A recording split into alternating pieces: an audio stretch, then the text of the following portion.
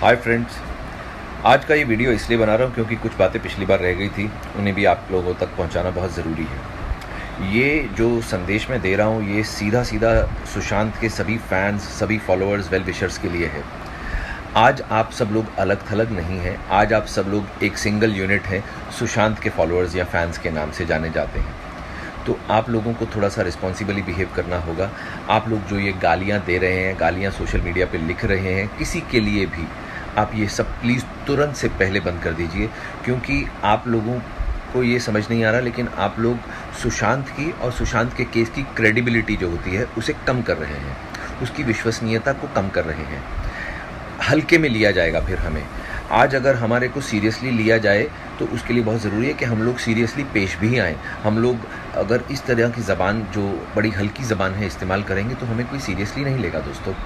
आज देखिए, एक बहुत ही बड़े एमपी हैं, सीनियर एमपी हैं बीजेपी के, श्री सुब्रमण्यम स्वामी, उन्होंने ये केस के लिए सीबीआई जांच की मांग के बात छेड़ दी है। ये हम लोगों के लिए बहुत बड़ी जिसे कहते हैं जीत है कि देखिए सोशल मीडिया पर ही सिर्फ बात हो रही है, क्योंकि जो न्यूज़ चैनल्स हैं वो तो अब इस चीज़ से दरकिनार हो चुके हैं। मैं न्यूज़ चैनल से बहुत डिसअपॉइंटेड हूँ, क्योंकि वो लोग क्या कहें, उन्हें जो बिकता है सिर्फ उनको इमोशनलेस होके वो लोग बात करते हैं। लेकिन सोशल मीडिया पे क्योंकि रियल इमोशंस हैं रियल पीपल के, तो we are coming forward and we are putting forward our emotions. तो उसी का जो शोर मचा है, जिसकी वजह से श्री सुब्रमण्यम स्वामी जी ने ये इनिशिएटिव लिया है, और मैं उनसे रिक्वेस्ट करूँगा कि सर प्लीज़ आप सुशांत के सभी फैंस की इस बात को सीरियसली लीजिए और प्लीज़ आप इस बात को आगे बढ़ाइए। आप लोगों से मैं यही कहूँगा, प्लीज़ गालियाँ देना बंद कर दीजिए, प्लीज़ कुछ भी बुरा लिखना बंद कर दीजिए किसी के बारे में भी, क्योंकि अभी हमारे पास कोई सबूत नहीं है। बिना सबूत के किसी के ऊपर भी गाली देना या बोलना जो होता है वो बेवकूफ़ी, और हम लोग हल्के नज़र आते हैं। प्लीज़ हम लोगों को हल्का मत बनाइए, आपकी ये बातें हमारे केस को नुकसान पहुँचाएंगी।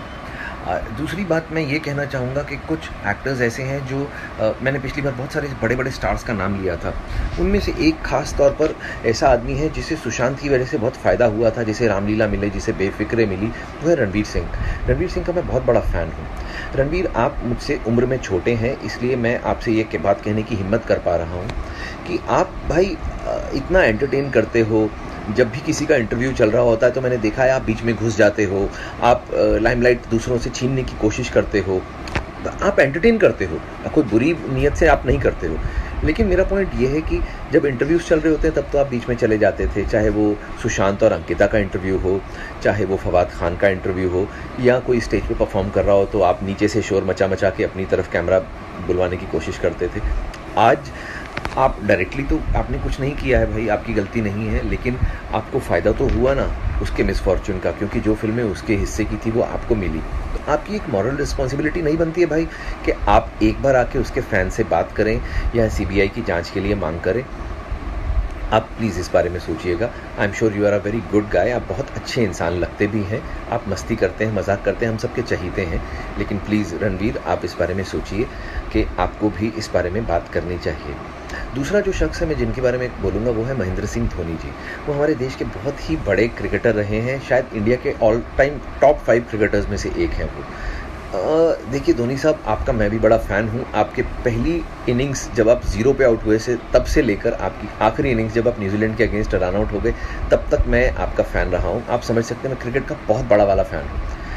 ये आपकी रिटायरमेंट का मसला नहीं है धोनी, कि आप चुप रहें और देश अंदाज़े लगाता रहे, और इसमें विराट कोहली भी बेचारा अंदाज़े लगा रहा है, रवि शास्त्री भी अंदाज़े लगा रहा है। ये वो वाला मसला नहीं है भाई। ये एक लड़के की मौत हो गई है, वो लड़का जिसने आपका रोल स्क्रीन के ऊपर निभाया था। तो आपने एज प्रोड्यूसर अरबों रुपया कमाया है उस फिल्म से, ऐसे मेरे को बताया गया है कि आप ही उस फिल्म के प्रोड्यूसर्स में से एक थे, या आपको उस फिल्म से बहुत फ़ायदा हुआ। तो महेंद्र सिंह धोनी जी, आपका भी ये फ़र्ज़ बनता है कि आप आगे आएँ, अपनी चुप्पी तोड़ें और प्लीज़ कुछ इस बारे में बोलें, बिकॉज़ बहुत ज़रूरी है। आप जैसे हैवी वेट लोगों का, आप सोसाइटी के वो लोग हैं जिनकी क्रेडिबिलिटी बहुत ज़्यादा है। आपने कभी भाई भतीजावाद नहीं किया, आपने कभी जातिवाद नहीं किया, आपने कभी क्षेत्रवाद नहीं किया। आपकी वजह से ही इंडियन टीम आज इतनी स्ट्रांग है। आप और सौरव गांगुली जैसे जो 2 लोग आए, क्योंकि आप लोगों ने पैरोकियल जिसे वर्ड कहते हैं ना, वो चीज़ पैरोकियलिज्म को हटा दिया आप लोगों ने पूरी तरह से। आप लोगों ने मेरिट पे लोगों को हमेशा जगह दी है। तो आप लोगों की क्रेडिबिलिटी बहुत ज़्यादा है। अगर आप बोलेंगे सर तो ज़रूर फ़र्क पड़ेगा। प्लीज़ मेरी इस बात को ध्यान से गौर कीजिएगा। फिर तीसरे वो लोग हैं जो कि सुशांत के साथ में सीरियल्स में काम करते थे या उसके बहुत क्लोज फ्रेंड्स थे। Where are you guys? जो टेलीविज़न के मेरे संगी साथी हैं, ये सब क्या है कि ये लोग अलग सीरियल्स में काम करते थे, हम लोगों ने साथ में कभी काम नहीं किया। अर्जुन को मैं थोड़ा बहुत जानता हूँ, अर्जुन बिजलानी को। Is a nice guy. Arjun, why are you keeping quiet bro? You knew Sushant very well. I believe आप लोग इंटरफेस में आसपास में आप लोगों के फ्लैट्स थे, आप लोग दोस्त थे। आप अगर कुछ बोलोगे तो ज़रूर फ़र्क पड़ेगा। फिर उसके बाद ऋत्विक धनजानी और जो पवित्र रिश्ता की बाकी कास्ट है, वो लोग क्यों नहीं बात कर रही है? जिन लड़कियों ने उसके साथ में काम किया, कृति सनोन, परिणीति चोपड़ा एंड इवन अंकिता लोखंडे, और जो भी बाकी लोग हैं, मैं ज़्यादा उसके काम ऐसे नहीं देखा तो, बट जिन जिन लोगों ने उसके साथ में काम किया है, why aren't they coming forward? Why aren't they demanding a CBI inquiry? क्योंकि मेरे अकेले के बोलने से सर क्या होगा? ये आप समझिए कि मैं किसी युद्ध क्षेत्र में चला गया हूँ और मैं एक माचिस की तीली किसी के हाथ में हूँ। माचिस की तीली एक तरफ और सामने बड़ी बड़ी तलवारें हों, तो मेरी क्या औकात है? ये सब जब तक बड़ी बड़ी तलवारें नहीं निकलेंगी तब तक ये लड़ाई थोड़ी होगी। मैं माचिस की तीली से थोड़ी कुछ बात बन पाएगी। तो प्लीज़ आप लोग सब थोड़ा सा इनिशिएटिव लीजिए ना भाई। आप लोग भी बोलिए। मैं जिन लोगों से, देखिए, मेरा मन तो है कि जो सबसे बड़े सुपरस्टार्स हैं वो आकर बोलें, क्योंकि सत्यमेव जयते जैसे सीरियल में बैठकर बोलना बड़ा आसान है आमिर खान साहब, क्योंकि वहाँ पर आप कई बार हमने आपके इमोशंस भी देखे, कई बार हमने आपकी बड़ी परोपकार की जो आपकी भावना है उसे भी हमने डिस्प्ले पर देखा। तो सर यहाँ पर नहीं दिख रहा। वो लड़का तो आपके साथ ही फिल्म में PK में था भी, आप लोगों का एक एसोसिएशन भी है, तो सर आपकी क्रेडिबिलिटी भी बहुत ज़्यादा है। आपकी जो वर्चुओसिटी है, आपकी जो अच्छा करने की जो क्षमता है, वो दुनिया में बहुत मशहूर है। तो सर आप प्लीज़ आगे आइए। आमिर साहब, मैं आपसे भी रिक्वेस्ट करता हूँ, मेरा बस चले तो मैं आपको नरेंद्र मोदी साहब के बाद प्राइम मिनिस्टर बना दूँ। मैं आपको इतना पसंद करता हूँ, आपकी मैं विचारधारा से इतना ज़्यादा प्रभावित हूँ, आप इतने अच्छे आदमी लगते हैं मुझे। बट सर आपकी चुप्पी भी मुझे समझ से बाहर लग रही है, क्योंकि बाकी लोग तो चलो ठीक है, कई लोग सिर्फ कमर्शियल बातें करते हैं, कमर्शियल बिहेवियर करते हैं, उन लोगों से तो मैं क्या उम्मीद करूं। लेकिन आमिर सर, आपने सत्यमेव जयते जैसा सीरियल किया है, आप अगर चुप रहेंगे तो सर कैसे चलेगा? ये मैं आप लोगों से रिक्वेस्ट करता हूं कि प्लीज़ आप लोग आके कुछ बात कीजिए ना। मेरे अकेले से बात नहीं बन पा रही सर, मैं बहुत अकेला पड़ गया हूँ। मुझसे कई लोग बोल रहे हैं कि तुम पब्लिसिटी के लिए ये सब कर रहे हो, तुम स्मॉल टाइम एक्टर हो। कई लोग मेरे जो समर्थक हैं वो मुझे कहते हैं तुम अपने आप को स्मॉल टाइम मत बोलो। मैं कंफ्यूज हूँ, मैं क्या हूँ, मैं स्मॉल टाइम हूँ कि नहीं हूँ? भाई मुझे मुद्दा मत बनाइए please. I am a nobody. आप समझ लीजिए मेरा कोई फेस ही नहीं है, मेरा नाम भी नहीं है इसमें। क्योंकि जो चीज़ ज़रूरी है वो है उस लड़के को इंसाफ दिलाना।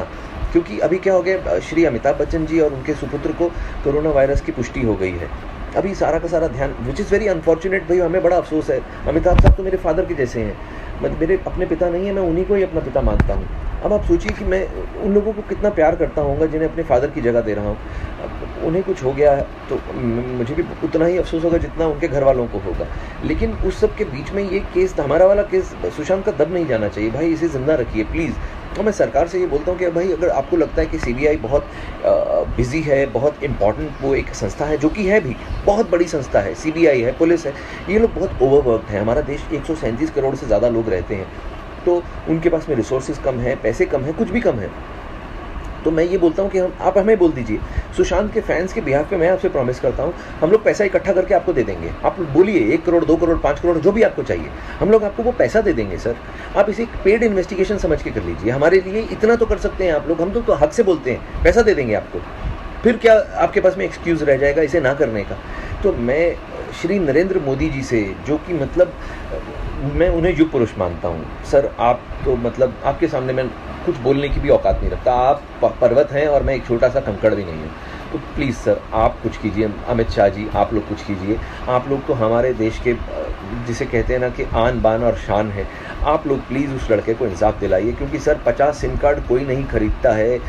कौन उसके घर में आया गया ये अड़ोस पड़ोस की बिल्डिंग्स के CCTV से भी पता चलाया जा सकता है।